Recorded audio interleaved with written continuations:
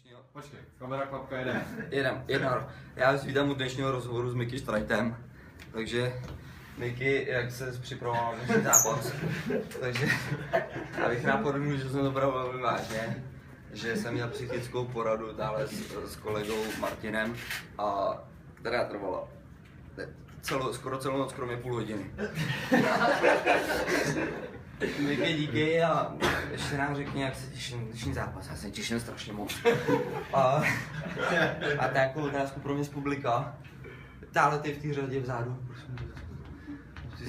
Já jsem slyšel, že nějakýho novýho koně si zkoušel dělat, tyhle. Můžeš nám o něm něco říct?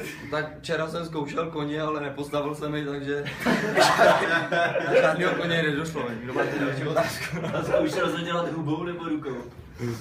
Zkoušel jsem ho oběma a jedno mi nevyšlo podle představu.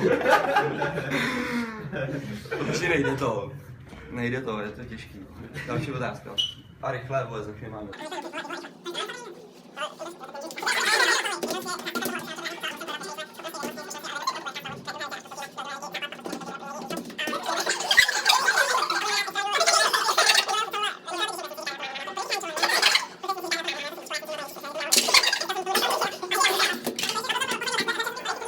Protože si myslím, že kádr na to máme na to srdíčko a já si myslím, že má to největší srdce, že tomu dávám hodně.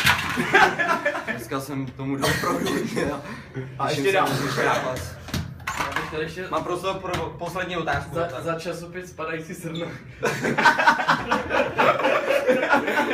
Proč jste chtěl včera lítat? Já byl dělen jak žob, normálně jsem se rozhodl, že budu lítat i při dnešním zápase a rozhodl jsem se nastavit takovouhle taktiku, uvidím, jestli mi to pomůže. Chtěl jsem to prolejovat vodou, zapomněl jsem to zapomněl. Jak říkám, těším se na dnešní zápas, ale tak určitě si myslím, že ho vyhráme. A ještě, jako, dokážeš si tipnout, jak dnešní zápasy dopadnou? No minimálně pro tebe? Já to je naprosto přesně. Já dohraju. Vím, že Ondra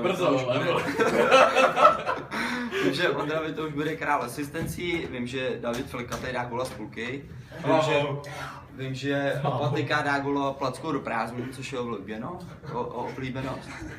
Pak si myslím, že Krči bude dělat hodně přislamovače.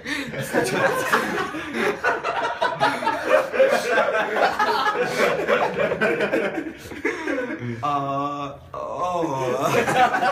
ještě si myslím, že dám pár gólů a že vyhráme, že si to povídáme. Pojistíme si svoje druhý místo v základní části skupiny a potom se popereme v playoff, ve kterém postupně dál. Děkuji za rozhovor. Ještě něco? Slavo, ale! A Fleka teď jde do piči, stejně si ho jak největší, co hraje, to je na City, ale stejně tě má vrát.